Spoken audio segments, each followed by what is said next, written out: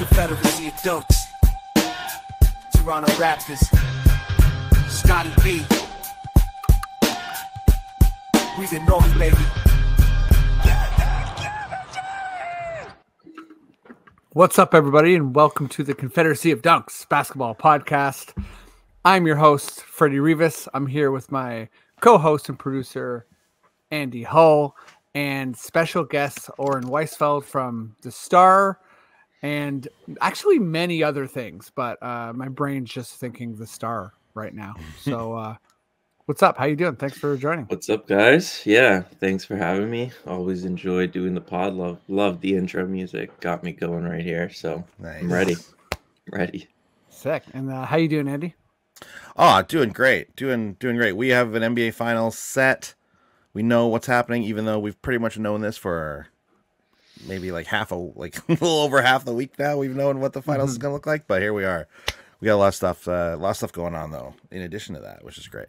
Yeah, and I just want to touch base quickly, Andy. I saw you tweet earlier that you're absolutely rattled by connections, New York Times. So listen, the New York Times connections today was, as I said in the tweet, rotten. Okay.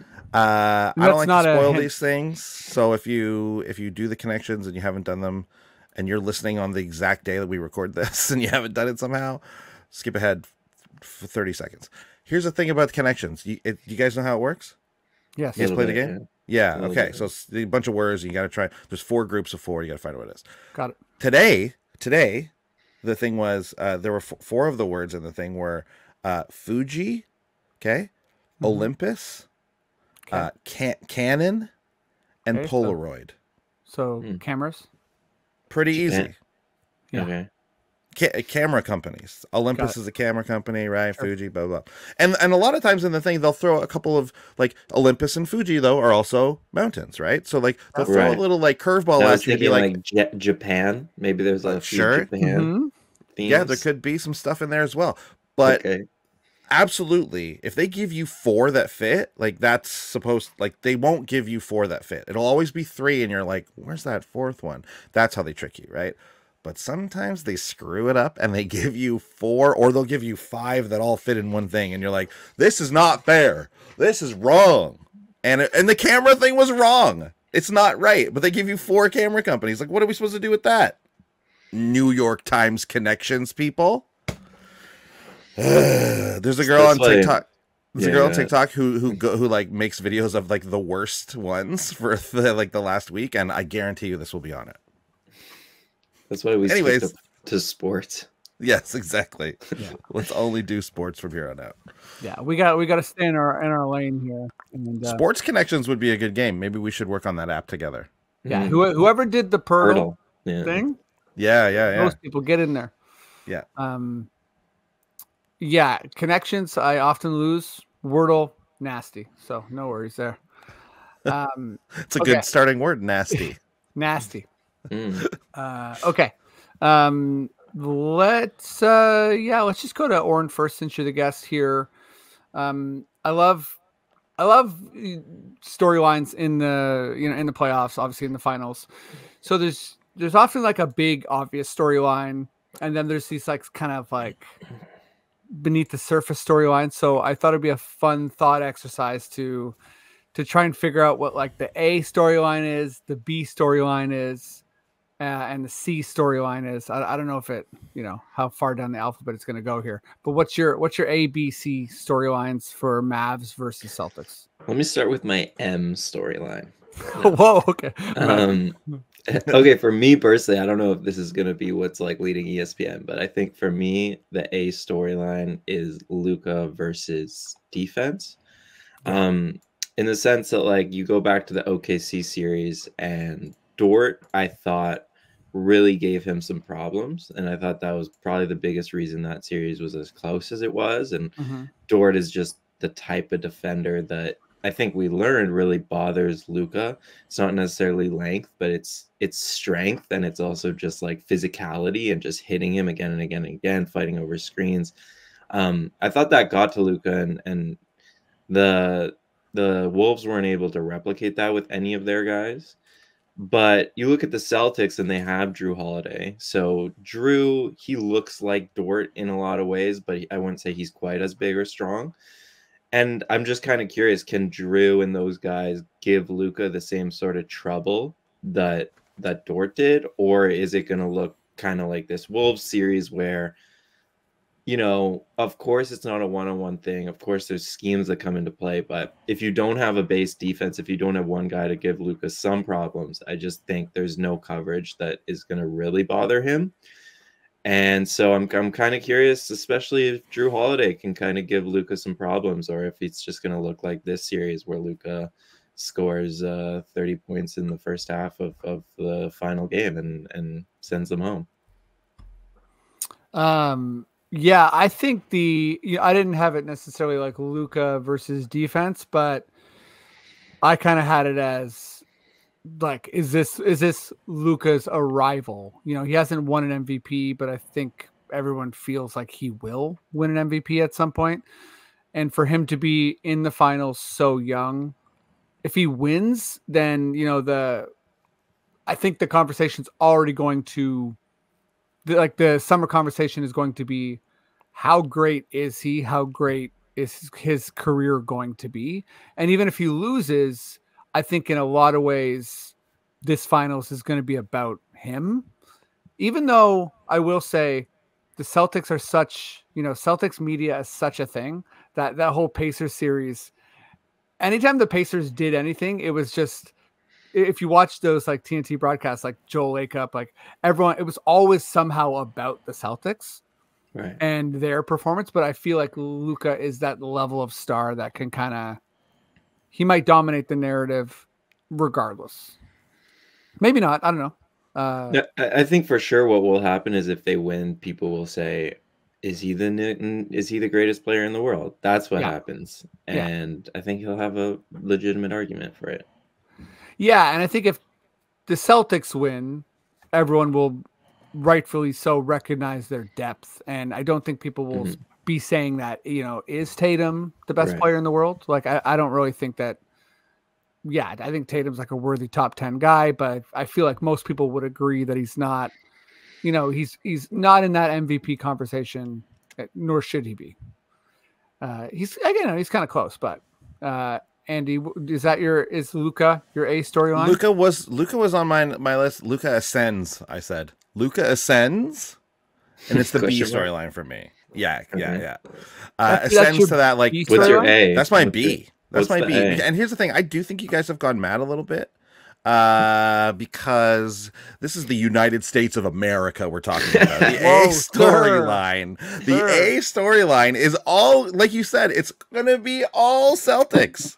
The Celtics, can the Celtics break the curse? Can they not choke? Is Tatum an MVP? It's going to be like 10 different Celtics storylines. Like, they love talking about the Boston Celtics and oh, yeah, I know. Are they better than the KG2? Well, all of this, it's going to be endless. And like, put everything up there. Porzingis coming back. You know, what's he going to do? The depth. You know, all Derek White has, well, is he the best guy we didn't know who he was before this? You know, like, it's going to be that. All finals. And, it's just going to be green and white in your face nonstop. Is he the best guy we didn't know before this? Is he the best bald American? Yeah, exactly. Like, whatever category you want to put him into, that they're going to be like, is he the best ever at this? Best forehead in the game. Yeah, exactly. I thought at first you were saying, this is America, and we don't talk about Slovenians. We need an American superstar. Well, I mean, honestly, that's probably part of it, too. That's how America rolls. America. Yeah, exactly. Yeah. three Canadian basketball fans. The Republicans are going to be distraught if Ant and then Tatum gets knocked out by Luka. They're just going to, where's the next American superstar? What has happened to our country? Yeah, first Trump gets convicted on 36 counts or whatever, and then it's like, and Tatum's not winning. Meanwhile, Kyrie is right there, but right, they don't claim him anymore. No, they don't, and rightfully so. But yeah, that's it. For me, it was Celtics number one. It was Luka. Luka's greatness where he falls on the list, because people, again, we all love to do that. Everything is either the greatest or the worst, right? So like and it feels honestly, it feels good to talk about both. People love talking about both, so that's why it is that way. So I think like if we're gonna look at who's the greatest speech that's gonna come out of this, it's gonna be obviously all centered around Luka, like you guys said. Yeah. Wait. So that's my A and B. A your Celtics, B Luka. Okay, got it. Yeah. So Oren, what's your B storyline? Yeah, it was also about the Celtics. I think again, I'm looking at it more so from like I guess like X's and O's perspective, and I think the Celtics offense and what typically happens to them at the end of games is just like horrible, and they bog down and they go one-on-one and they slow everything down, and I think that's led to a lot of their collapses. So yeah, it'll be a question of if the Celtics offense can actually make sense or if it's just going to turn into a one-on-one game at the end of games, because I think if it does, they really have no chance against Dallas in that situation. But if they can continue to kind of play fast and with purpose, and I hate when they just mismatch hunt and that's all their offense does. I like when they actually just keep moving the ball and side to side and get in the paint, and it feels a lot different than when it's like, okay, I have a mismatch, everybody clear out, let me one-on-one. So yeah, I think Celtics offense and how it looks at the end of games would be a big one. Yep. This is I thought about this as my C storyline, but I feel like we all need drama and it's going to get more attention than it should. He's been quiet for a long time, sort of going under the radar as a disruptive force in the NBA. But I do believe that starting from game one, Celtics fans are going to be so furious with Kyrie Irving. Mm-hmm. And I don't think he's going to be able to be chill about it. And I'm not sure if he's going to sage the court or step on the logo, or I don't know what it is, but something's going to happen.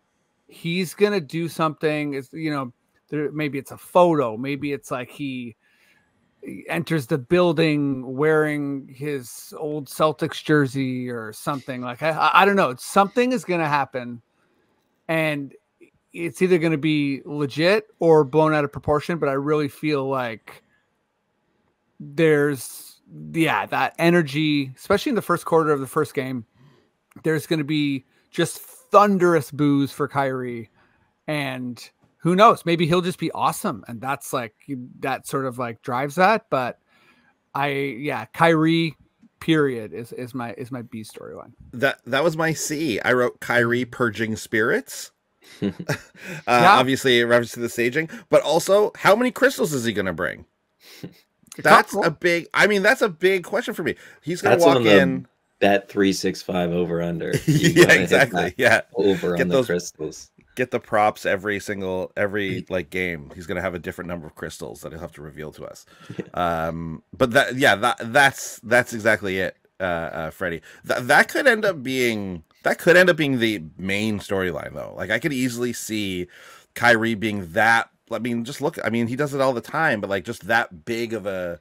I don't want to say distraction because he's front and center. He is obviously one of the main guys we're looking at for the series, but like I don't know, storyline I suppose is just the right word. He could end up being this big factor, this big thing off the court with all of, with the return to Boston, and even though he's already been back, right, obviously, so like, but like this in under this much pressure and this, obviously in the finals here, this is just absolutely huge. I think they're gonna boo him.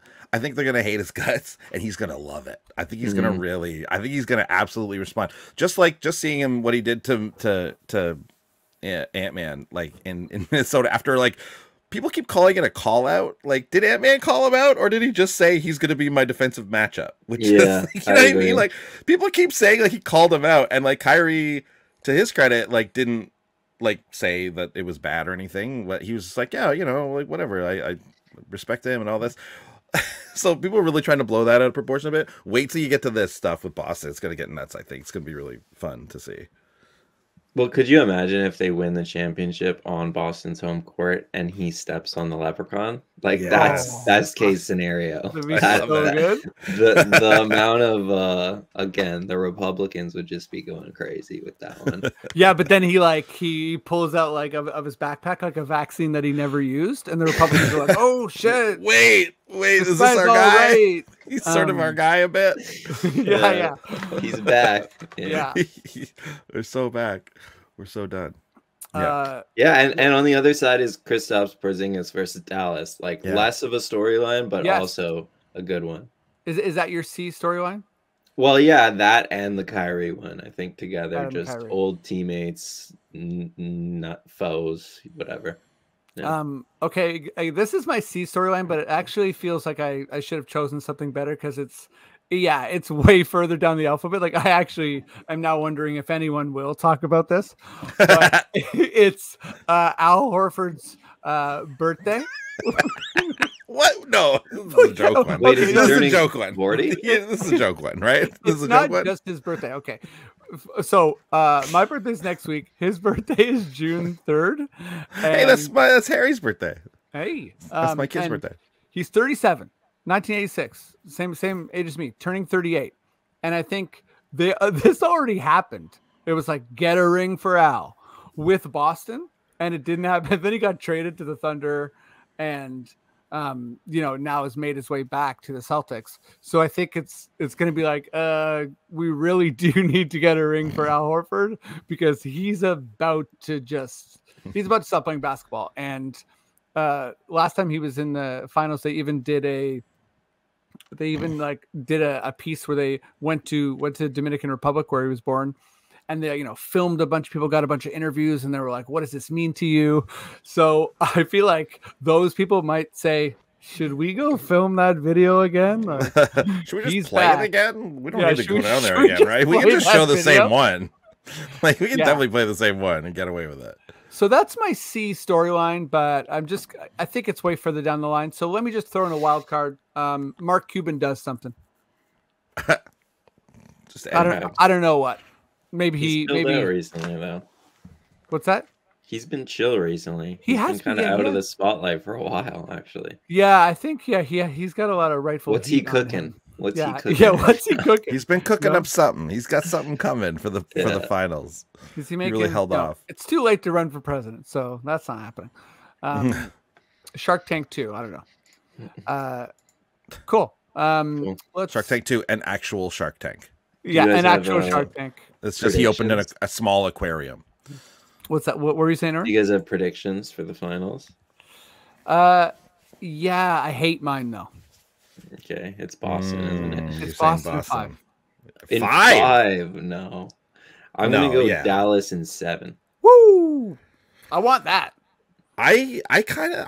Oren, I'm kind of with you. I at first I came into this thinking like, I think it's actually going to be Boston. The depth and everything.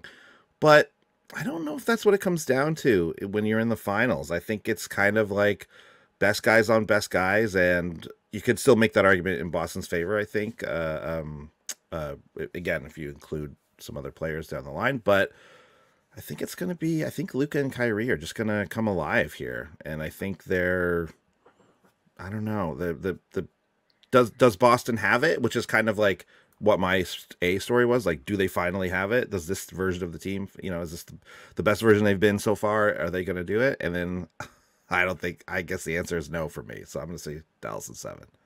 Yeah, I don't trust them. I haven't all season, so I'm kind of just sticking to that. And I also never trust when guys are coming back into the rotation after an injury in the playoffs, especially this deep in the playoffs. Like, the history of that happening isn't good. So Kristaps coming back at this point, it's a little risky. If Boston loses, it will be weird because, well, actually, for both these teams, there isn't really going to be a narrative of if they lose, they should make some major changes, because I think Dallas kind of clicked near the end of the season and has had obviously an amazing run. And Boston has just sort of cruised through the season. So maybe the narrative would be that Dallas was there for the taking and they really should have beat Dallas. But if you're Boston, just so many things are headed in the right direction. I think it would just suck. And there's no real adjustments from either team. Has there been a team with an easier road to the finals than the Celtics? Like, this has got to be up there, right? At the very least. Oh, for sure. So the fact that they would lose, if they lose in if they absolutely choke and lose in like 4 or 5 games, like, does that make Boston go? If they got swept, I think that would be that's where the conversation kind of would start. But I think even if the series goes the distance 6-7 games, you can't be upset about that. You can't. I mean, you basically do run it back, right? Like, you were the best team in the regular season and you made it to the finals, and because of 1 or 2 games you lost. You know what I mean? Like, it's really tough to be like, whoa, we got to make some major changes. Like, no, you did really good. That's the variance of sports, you know. Maybe a coaching change would just that's like obviously the typical answer when teams underperform, but I agree. I don't think there's much either of these teams could do. Brad Stevens fires himself. Brad Stevens goes downstairs, gets back in the coaching chair. I mean, goes downstairs to the basement, gets a few Cokes from the basement fridge, brings them up. That's what going downstairs means to me. Yeah. I thought you were like doing a whole thing where he's bringing them up. Then he starts to just gets the Cokes. Just gets a couple Cokes, brings them up to the team, goes back upstairs. Good, nice guy. Okay, let's move on to question 2 here. I wanted to talk about Team Canada rotation stuff, but I know you interview players and you kind of like have a decent amount of inside sources, Oren. So I feel like I wanted to throw some Team Canada questions at you.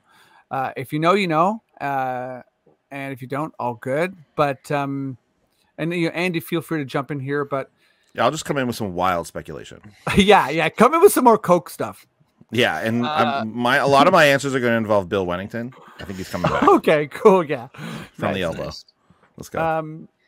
Well, this is sort of like something I've always wondered, and I feel like you might know.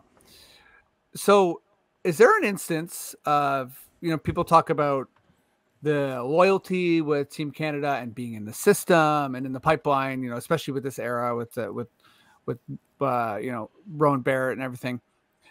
Is there an instance where a player has chosen to play with Team Canada when they're in that weird contract space, like when they're in the first contract and they really want to get that second contract and a bunch more money, but they still play anyhow and risk injury? Oh yeah, many times. So I am writing a book on the subject. I don't know if you guys know that, but I am writing a book about Canadian basketball and specifically centered around Team Canada and the men's program. So I hope I have some of the answers. Okay, good. Before this era of the NBA, where now there's so much money to be made. Teams are that much more careful. There's so many more agents involved. There's so many more people involved. Like before this era, it was pretty common for guys to play on their rookie contract. Mm-hmm. Corey Joseph and Tristan Thompson are guys who Corey Joseph played every summer, even when he didn't have a contract for the next year in certain cases. And those guys are both examples who played on their rookie contract before anything was guaranteed. And that wasn't even that long ago. That was 2015, 2014, that era. But the new generation we see, Shea, Jamal, RJ, Brooks, these guys, they've typically taken a safer route where the timing was right last summer, but up until then, you'll remember the 2019 World Cup was when a bunch of those guys were expected to play, but they were on their rookie deals and they kind of dropped out one by one because any little injury or complication, it was just no. And it's coming from all sort of directions, whether it's their NBA teams, whether it's their agents, whether it's, themselves. Guys are just so much more careful now because there's that much more money on the table to make in the NBA. But in the past, definitely Steve Nash's day, it was pretty common.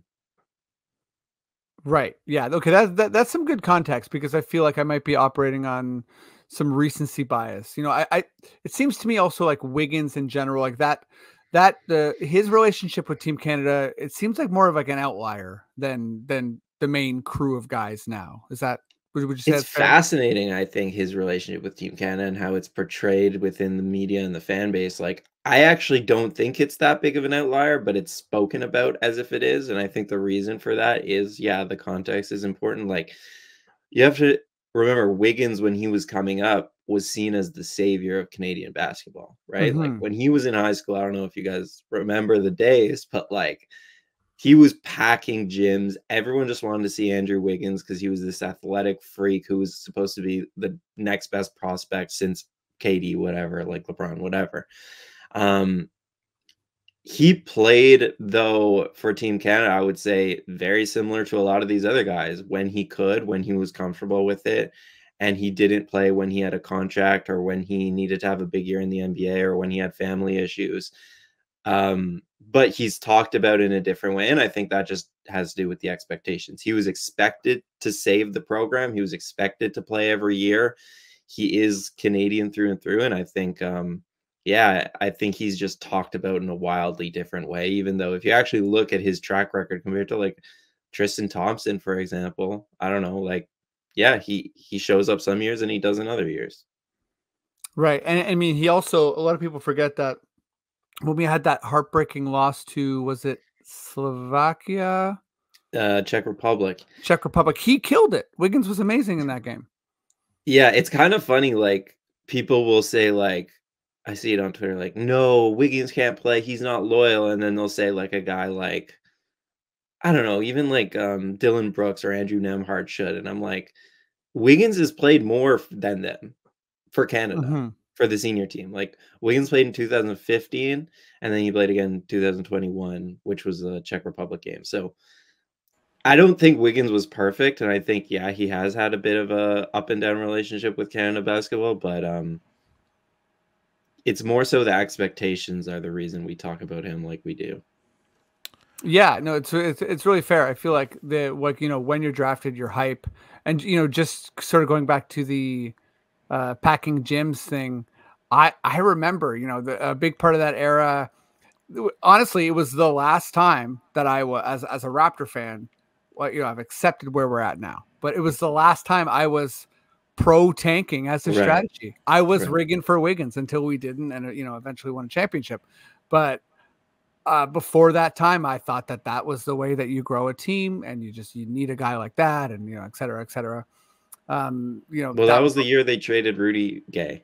It was, yeah. I have a question.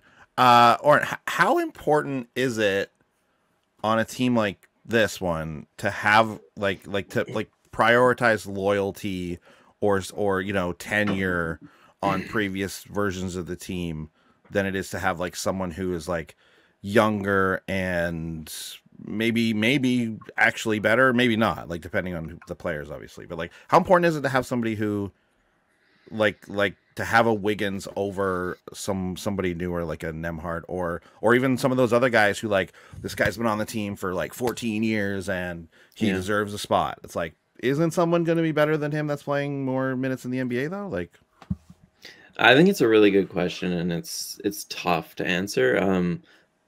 Corey Joseph and Tristan Thompson are probably the best examples of that. If you want to reward loyalty, those guys have played with the program since like 2010, 2011.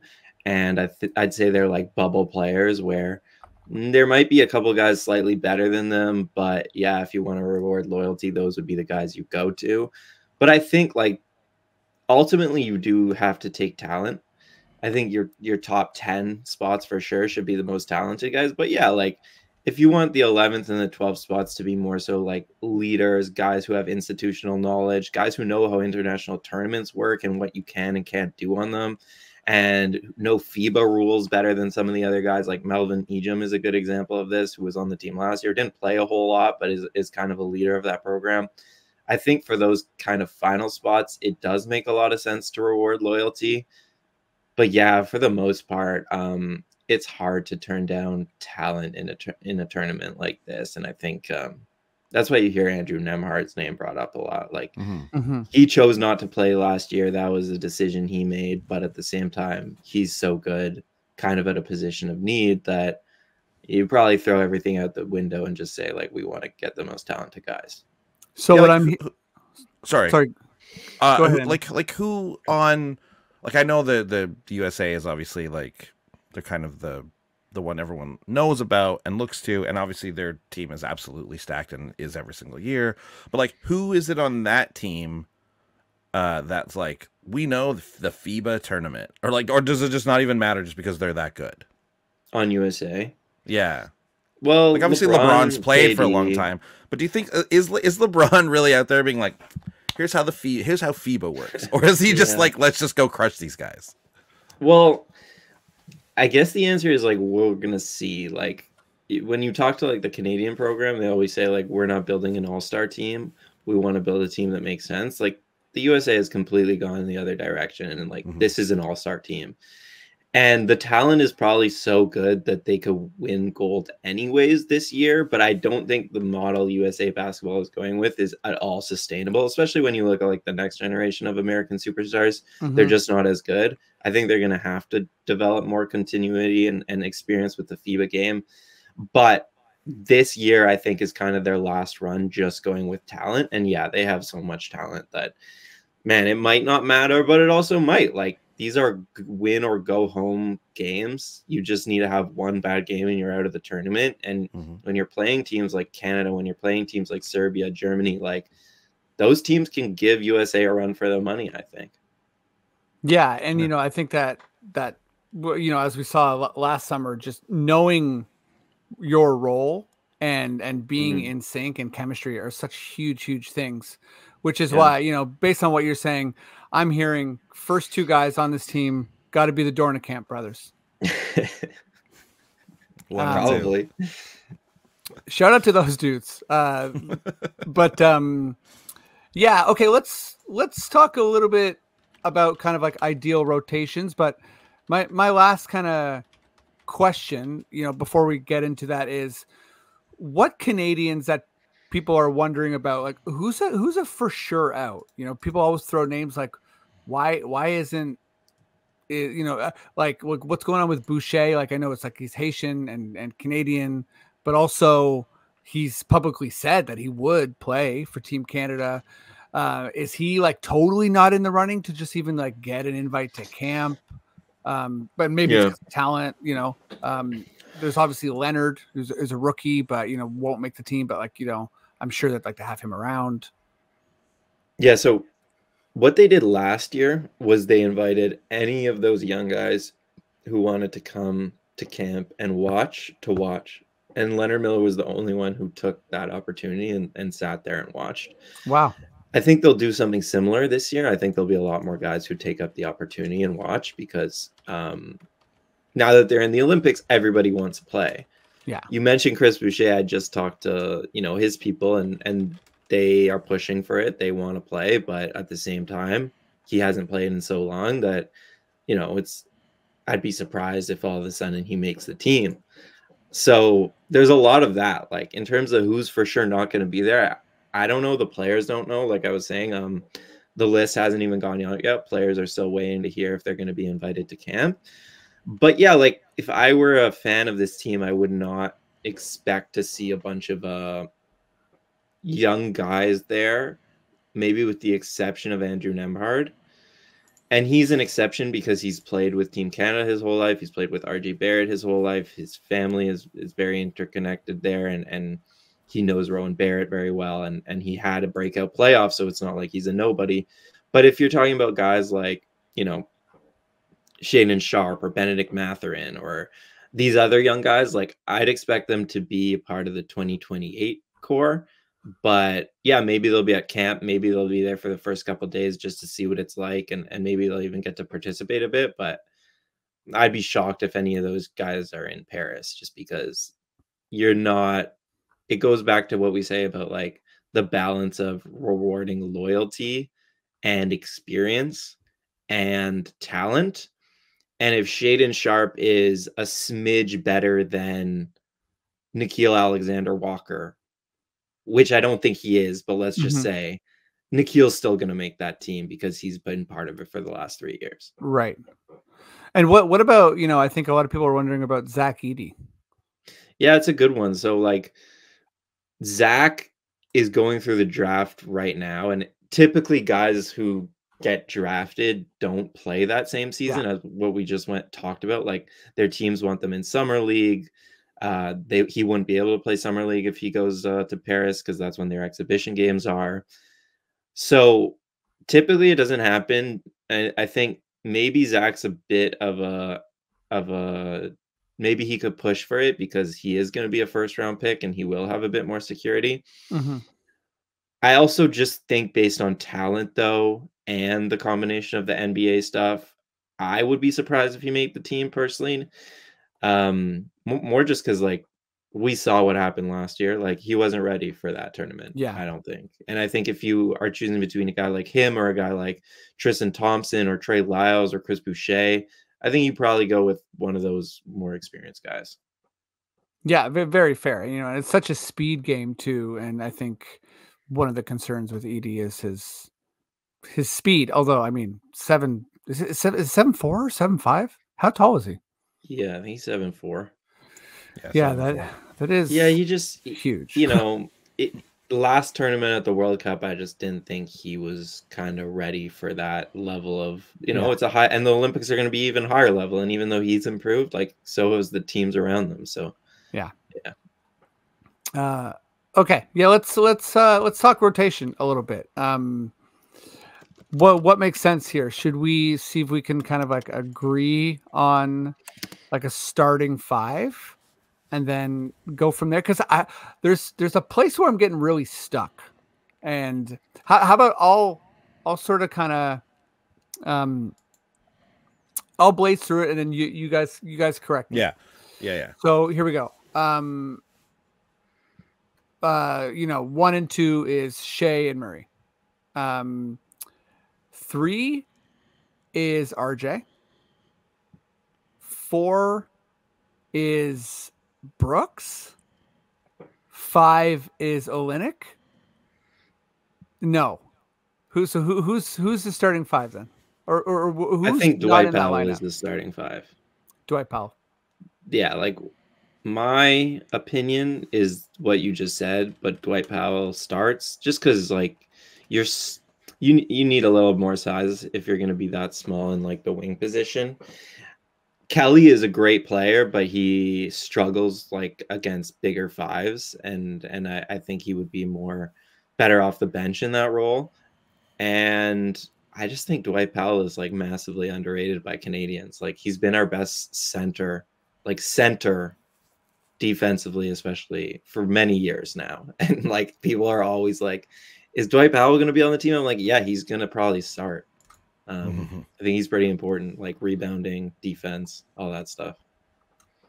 Okay, that's I think that's like fair, but I feel like what I was unsure of is if we're gonna go small, and I think that we kind of have to for speed and defense, right? Yeah, because I think those 4 guys you mentioned have to be in the starting lineup. Yeah. Okay, and then it's some amount of like, let's say, like I don't know. Oh, then Olynyk off the bench, Nembhard off the bench, Dort off the bench, and then we're already at 8. Yeah, Nikhil. And then is that basically the rotation? Because then I would throw like one more big in there because again, I think Kelly, you don't always want him playing the 5. You want him playing the 4. So right. if there's one other big who can, like Tristan Thompson, I think would be a great guy. Yeah, you can have coming off your bench. Yeah. Oh, you know who I didn't ask you about, but I'm curious about what's going on with Clark from Memphis. Yeah, so he won't be there. Like I've talked to him about it. He said maybe next cycle he would play, but yeah, it was one of those things where like when they made the 3-year commitment, he just didn't have like a long-term contract in place. Now he does, but he's also coming off an injury. I would be shocked if he played. Fair enough. There you go. Andy, any major... Trey Lyles is a wild card though. I could see him being at camp. He knows Jordy well, plays for Sacramento, played in 2021. He's a maybe. Jordy's for sure, right? He's not going to pull a Nick Nurse on us. That's right. Jordy has it like baked into his Brooklyn contract that he can coach this summer for Canada. Okay. Thank you We love Jordy. Fuck the Nets as well. Yeah.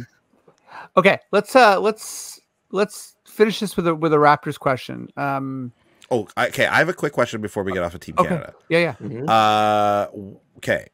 I didn't know this before, like last year, I'd say. But there is 3-on-3 Olympic basketball this year. Yeah.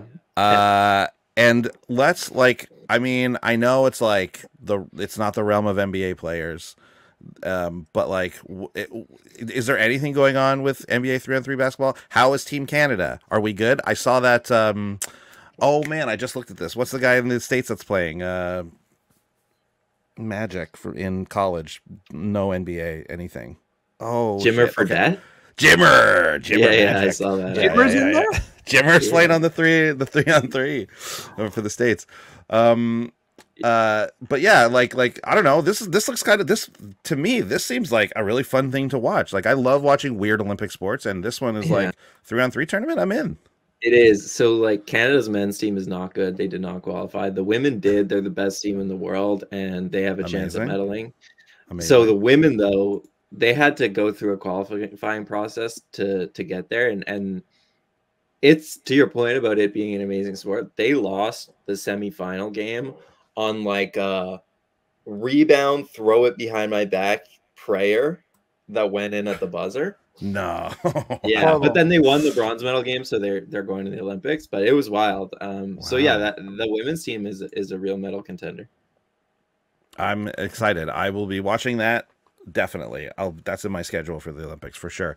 I mean, hey, all I'm saying is any NBA players out there listening, if you're like, hey, let's get on Team Canada, and you're like, oh, it's not really working out for me, take a look at this 3-on-3 thing, because it seems like you guys can get in there pretty easily. You know what I mean? Get yourself a medal. Samuel Dallenberg, still hope for you. Hey, let's go. Big SD. But like, I don't know. It seems like the general feel of this is like guys who play these tournaments all the time. Like they got a team mentality. They know what's going on, you know. But like, who's to say if any 3 random NBA players coming together wouldn't do better than everyone in the tournament? That's all I'm saying. Yeah. I'm not saying it's guaranteed. I'm just saying try it out. It would be exciting. It's a good point.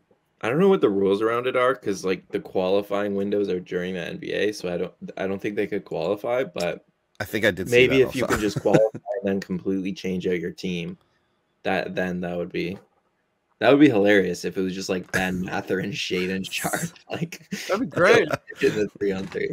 Yeah. I mean, major burn on the guys who do the qualifying. Yeah. Like Tough. major burn. Tough for you guys. But hey, you know, you get in that system. Maybe that's the thing there. Yeah, and you could still watch from home. Like Yeah, you can watch. We'll give you tickets. Okay, yeah, let's finish with this last question here. And you know, we'll be talking about stuff like this all summer, but just I was looking at some of the stats from the last Raptors season, which is wild when you look on Basketball Reference, because there's like 100 players that played for the Raptors last year. Mm-hmm. But you know, from who we know that's coming back, Oren, I'll go to you first. Who do we think is going to have the biggest statistical jump from last season? Yeah, I was thinking about this earlier. I think the answer's got to be Grady Dick, the Dickinator. Yeah. Yeah, Dickinator. Wow. 7 points. 7 points and 1.8 assists a game. I think it's pretty easy to see both those numbers go up, because the points, I just think he'll play more, and as he got at the second half of the season, his shots started to go in. And the assists, I just think once defenses start to get a little bit more scared of him and run him off the line, his assist numbers should just, you know, it should open up a lot of stuff for him getting off the ball and especially passing to big. So yeah, I think Grady Dick is probably like the biggest guy. Even like depending on what kind of moves they make at the deadline. Sorry, that's 8 points and 1.1 assists. Yeah, I was looking at Javon Freeman, but he could start too. Like if they don't make any big moves and they bring Grady back and Gary Trent Jr. back, I could even see Grady like earning that starting spot pretty quickly. So I think Grady would be my pick. Yeah, I think Grady definitely is like the opportunity candidate here. Andy, do you have like a non-Grady selection? I'm going way off the beaten path there. Jonte Porter, he's coming back somehow. I knew it's you were going to say that for some reason. We'll never stop making jokes about him. Okay. Yeah, I also noticed. Yeah, Grady is obviously a great potential for this, especially with just expectation wise, what we're looking for to get out of him. You mentioned Gary. I think you could see a bump from Gary if something happens with him. I don't know. This is tough. Why not Scotty though? Yeah, right. Scotty finishes the year at 20 points per game average. I mean, we could see he could definitely elevate that in a big way, and just in general, like, I mean, obviously he's just a great, well-rounded player. So to see any specific stat like bump up, I could easily see that. Tough for him to get more blocks. I love Scotty's blocks, averaging 1.5 a game. It's pretty sweet. But yeah, I don't know. I could see just Scotty just taking the next step basically, and therefore that sort of ends up being the biggest statistical jump. So I'm gonna say Scotty. Yep, Grady, Scotty. A guy I have sort of in there just as like a kind of. I don't really see it, to be honest, but there is some opportunity there. I feel like IQ is is gonna have in his head that he is the number 2 guy, and it's gonna be a lot of possessions where he is stuck with the ball, and I feel like he took 14.7 field goal attempts a game last year. That could be like 19 or 20 shots a game. So I could see him really taking a big like point jump, maybe not really. I don't see a huge assist jump, but maybe a big point jump and a big efficiency drop. I hope not.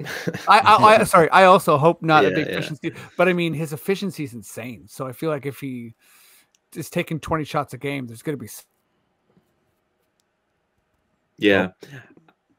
Oh, he froze. But yeah, I was looking at quickly too, and I don't know, like he was in a contract year and so many guys were getting injured that he had a lot of responsibility. And I actually think if this year's a little bit healthier and a little bit more equal opportunity offense, I don't think his numbers are going to go up. I was thinking Ochai Baji is kind of a wild card for me. I think he figured some stuff out towards the end of the year. So maybe if he really cements himself in the rotation, I could see him being a real contributor this season. Yeah, I feel like there's going to be a modest bump for Ochai. Like, Freddie, you're back. Love it. But yeah, I was looking same thing. It's like, oh, there's some room there for sure, depending on, the role on the team and if it expands or whatever. Yeah, I guess it'll also depend on who they draft, what kind of trades they make. Cause like the team will probably look quite different. Yeah, for sure. Yeah. We'll wrap this up, but my last sort of just joke stat bump here is Darko is going to have a big statistical jump in the wins department. In the wins department. In the pizzas ordered department. In the pizzas ordered department. We hope, eh? I hope so. Yeah. In the espressos drunken department. Espresso martini season for Darko. Espresso martini, baby. Love it. Celebratory martinis all around. Let me just throw to you before we leave, Oren. Do you have like a working title for the book? Like, is there anywhere? I don't want to put too much pressure on you, but like, listen, how do people support this process and get behind your work? Thanks. Yeah, the working title is the Golden Generation, and how did Canada become a basketball powerhouse, that sort of thing. And no official way to order it yet. It'll come out at some point in 2025, but follow me on Twitter at Oren Weisfeld if you want to keep up to tabs on all book related stuff. I'll be posting there. You mentioned the Dornekamp brothers. I actually had a great conversation with Aaron Dornekamp a couple of days ago. Amazing. It was great because, I don't know if you remember 2015 versus Venezuela. He was called for a really controversial foul at the buzzer. That was the last time. Yeah, that was like the last time everyone thought Canada was going to the Olympics. You can buy the book if you want to learn about that. But Aaron is like still feels bad about that foul, and it was crazy to talk to him all these years later, and just kind of like the emotions of like, you know, that he still feels about that. Yeah, you know, a lot of people have taken hits for this team to get to the Olympics, so I think that's the cool part about the story. And yeah, you can follow me on Twitter for book updates. Amazing. Well, yeah, it's a huge time for Canada, and I couldn't think of someone better to be collecting these stories and writing this book. And congratulations. And Thanks, man. Appreciate it. I'm pumped. And thanks for doing the podcast. Thanks for having me, guys. It's fun as always. Yeah, man. Support Raptors Republic, subscribe, all that good stuff. Go to Andy's quiz shows on Wednesdays. Fourth Wednesday of every month. Let's go. Smith House. Let's do it. And that's it. That's it. Thanks, everybody.